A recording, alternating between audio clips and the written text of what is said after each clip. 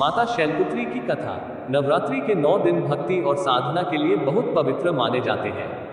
इसके पहले दिन शैलपुत्री की पूजा की जाती है। शैलपुत्री हिमालय की पुत्री है। हिमालय पर्वतों का राजा है। वह दृढ़ है, उसे कोई हिला नहीं सकता। जब हम भक्ति का मार्ग चुनते हैं तो हमारे मन में भगवान के प्रति ऐसी ही अटूट आस्था होनी चाहिए, तभी हम अपने लक्ष्य तक पहुंच सकते हैं। यही कारण है कि नवरात्रि के पहले दिन शैलपुत्री की पूजा की जाती है। माता शैलपुत्री को सती के नाम से भी जाना जाता है। इनकी कथा इस प्रकार है। एक बार प्रजापति दक्ष ने यज्ञ करने का निश्चय किया।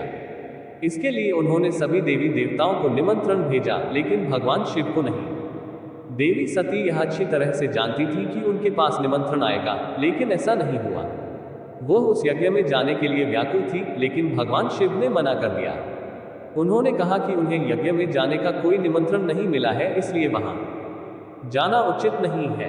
सती नहीं मानी और बार बार यज्ञ में जाने की जिद करती रही। सती के इनकार के कारण शिव को उनकी बात सुननी पड़ी और अनुमति देनी पड़ी। जब सती अपने पिता प्रजापति दक्ष के यहाँ पहुंची तो उन्होंने देखा कि कोई भी उनसे आदर और प्रेम से बात नहीं कर रहा है।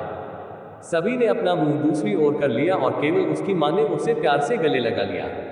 उनकी अन्य बहनें उनका उपहास कर रही थी और सती के पति भगवान शिव का भी तिरस्कार कर रही थी। स्वयं दक्ष भी उनका अपमान करने का अवसर नहीं चूकते थे। ऐसा व्यवहार देखकर सती दुखी हो गई। वह अपना और अपने पति का अपमान सहन नहीं कर पाई और फिर अगले ही पल उसने ऐसा कदम उठाया जिसकी कल्पना खुद दक्ष ने भी नहीं की होगी।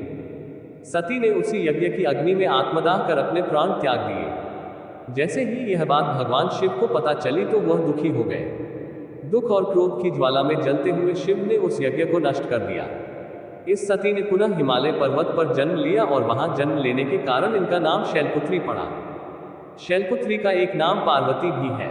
उनका विवाह भी भगवान शिव से हुआ था। माना जाता है कि मां शैलपुत्री का वास काशी नगरी वाराणसी में है। यहाँ शैलपुत्री का बहुत प्राचीन मंदिर है, जिसके बारे में मान्यता है कि मां शैलपुत्री के दर्शन मात्र से ही भक्तों की मनोकामनाएं पूरी हो जाती हैं।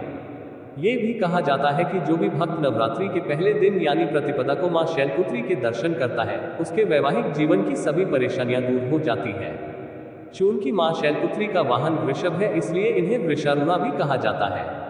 उनके बाएं हाथ में कमल और दाहिने हाथ में त्रिशूल है।